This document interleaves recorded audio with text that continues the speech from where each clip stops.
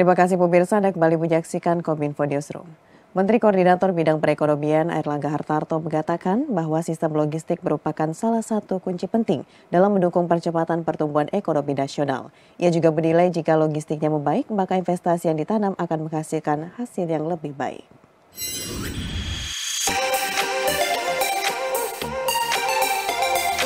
Pemerintah terus berkomitmen meningkatkan kinerja logistik nasional melalui berbagai kebijakan, salah satunya melalui implementasi National Logistic Ecosystem sebagai bentuk sinergi dan kolaborasi sistem informasi antar instansi dan pelaku usaha untuk meningkatkan efisiensi logistik nasional. Hasil evaluasi implementasi menunjukkan beberapa penerapan rencana aksi National Logistic Ecosystem yang sudah memberikan dampak positif, seperti single submission pabean karantina yang berhasil mengefisiensikan waktu hingga 22,37%, menghemat biaya mencapai 191,32 miliar rupiah. Kolaborasi antara Badan Pusat Statistik, Bappenas dan Kemenko yang melakukan perhitungan biaya logistik telah memperlihatkan bahwa biaya logistik nasional Indonesia sebesar 14,29% dari pendapatan domestik bruto untuk 2022. Sebelumnya, Menteri PPN atau Kepala Bappenas Suharso Monoarfa mengatakan, biaya logistik Indonesia ditargetkan turun menjadi 9% dari produk domestik bruto pada tahun 2045. Sementara Menteri Koordinator Bidang Perekonomian Airlangga Hartarto mengatakan, perhitungan ini dilakukan dalam rangka mengukur pencapaian sasaran kebijakan perbaikan sistem logistik nasional sebagai salah satu pendukung percepatan pertumbuhan perekonomian nasional. Selain itu, biaya tersebut menjadi salah satu acuan dalam penilaian daya saing ekonomi oleh para pelaku usaha dan investor. Terima kasih kepada seluruh pihak dan kepada Menteri Bappenas dan Ibu PLT BPS. Ke depan sinergi kolaborasi yang kuat dan koordinasi yang efektif diharapkan juga antar daerah, karena logistik itu juga efeknya kemana-mana, termasuk dalam program penanganan inflasi. Sehingga ini diharapkan menjadi tools agar ke depan kita bisa menjaga inflasi, agar pertumbuhan ekonomi kita bisa berkualitas.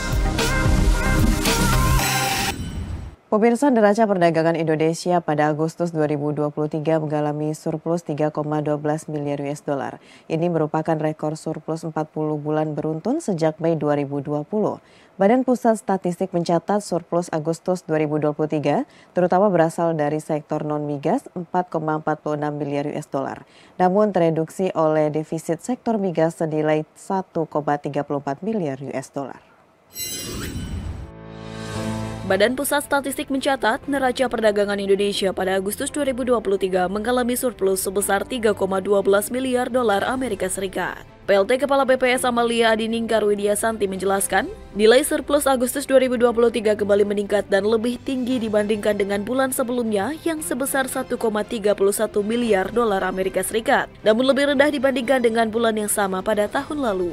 Surplus neraca perdagangan pada Agustus 2023 ditopang pada surplus non-migas yang tercatat sebesar 4,47 miliar dolar Amerika Serikat dan komoditas penyumbang surplus utamanya adalah lemak dan minyak hewan nabati, bahan bakar mineral, serta besi dan baja. Di sisi lain, neraca perdagangan migas Republik Indonesia tercatat masih mengalami defisit sebesar 1,34 miliar dolar Amerika Serikat dengan komoditas penyumbang defisit tersebut yakni pada minyak mentah dan hasil minyak. Tetapi defisit migas lebih rendah daripada bulan lalu dan juga lebih rendah dari bulan yang sama pada tahun lalu. Secara kumulatif, Januari hingga Agustus 2023, total surplus neraca perdagangan Indonesia mencapai 24,34 miliar dolar Amerika Serikat atau lebih rendah 10,55 miliar dolar Amerika Serikat jika dibandingkan dengan periode Januari hingga Agustus pada tahun sebelumnya.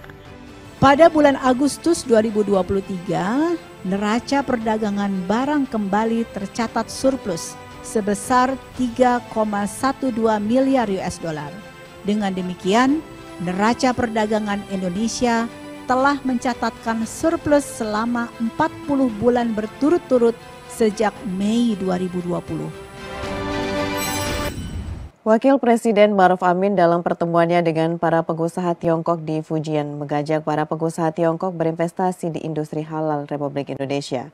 Pertemuan tersebut menjadi upaya pemerintah dalam memperluas jangkauan jaringan produk halal di pasar global.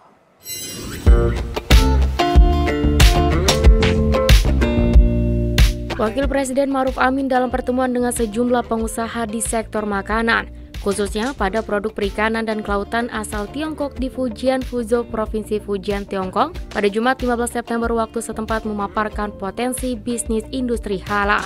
Wapres mengatakan Indonesia saat ini telah memiliki 3 kawasan industri halal, yakni Halal Modern Valley di Serang, Halal Industry Park di Sidoarjo, dan Bintan Inti Halal Hub di Bintan. Presentasi industri halal sejalan dengan minat investor untuk dapat berinvestasi dan membangun industri pada sektor yang dapat memenuhi kebutuhan pasar domestik dan ekspor.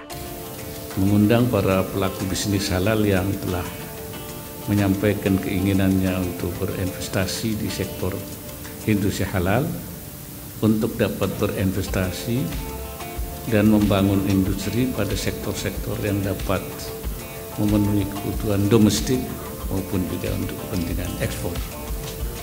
Di kesempatan yang sama, Wapres juga mengatakan pemerintah telah mengajak kawasan industri Batang dan Aviara untuk membangun zona halal yang bertujuan mendorong realisasi potensi industri pangan halal dalam koridor TCTP atau Two Countries Twin Park. Melansir dari situs Kemlu, TCTP adalah proyek kerjasama Indonesia dan Tiongkok yang bertujuan mendorong perdagangan dan investasi kedua negara.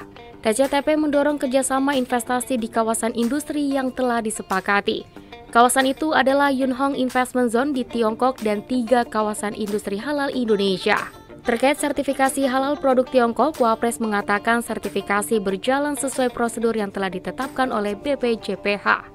Proyek kerjasama ini perlu untuk diperluas di berbagai sektor potensial yang saling menguntungkan antara kedua belah pihak. Perluasan agar mencakup sektor industri halal, pangsa pasar produk halal global maupun antar kedua negara sangat potensial untuk dioptimalkan guna memperkuat kerjasama ekonomi ke depannya.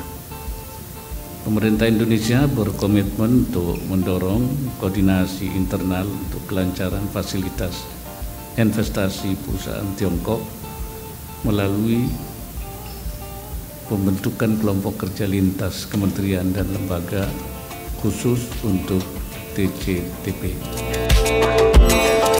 Beralih ke informasi lainnya, pemirsa, Direktorat Jenderal Bea dan Cukai Kementerian Keuangan memusnahkan barang kena cukai ilegal hasil penindakan di wilayah Jawa Timur.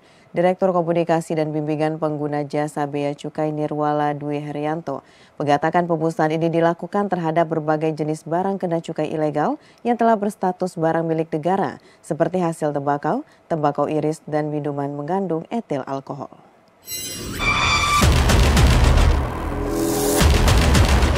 Direktorat Jenderal Bea dan Cukai Kementerian Keuangan memusnahkan barang kena cukai ilegal yang merugikan negara hingga 10,4 miliar rupiah. Direktur Komunikasi dan Bimbingan Pengguna Jasa Bea Cukai Nirwana Dwi Herianto mengatakan, BKC tersebut merupakan hasil penindakan di 4 unit vertikal, yaitu di kantor wilayah Bea Cukai Jawa Timur 2, Bea Cukai Kediri, Bea Cukai Jember, dan Bea Cukai Sidoarjo. Ia mengungkapkan barang-barang ilegal tersebut meliputi 15,88 juta batang hasil tembakau, 10.500 gram tembakau iris, dan 1.595,57 liter minuman mengandung etil alkohol. Ia merinci sebanyak 2,37 juta batang hasil tembakau, hasil penindakan oleh Bea Cukai Kanwil Jatim 2, serta 10,15 juta batang hasil tembakau dan 44,25 liter minuman mengandung etil alkohol oleh Bea Cukai Kabupaten Kediri. Kemudian sebanyak 2,57 juta batang hasil tembakau, 10.500 gram tembakau iris, dan 852,60 liter minuman mengandung etil alkohol oleh Bea Cukai Kabupaten Jember, serta 785.240 batang hasil tembakau dan 698,72 liter minuman mengandung etil alkohol oleh Bea Cukai Kabupaten Sidoarjo. Keberhasilan ini berkat sinergi dan peran serta aparat penegak hukum lainnya, dan juga termasuk perintah daerah. Dan yang paling penting sebetulnya adalah di sini peran serta dari masyarakat untuk mendukung ya pemberantasan barang kena cukai ilegal. Pemusnahan tersebut merupakan bentuk tanggung jawab Bea Cukai sebagai community protector dalam menciptakan fair treatment bagi para pelaku industri cukai yang patuh terhadap ketentuan dan membayar pungutan negara sesuai kewajibannya. Pemirsa, usai jeda kami akan mengajak Anda untuk dialog mengenai rantai pasok dan kemitraan strategis pengembangan usaha mikro. Bersama rekan saya Bilqis Sabila, sesaat lagi.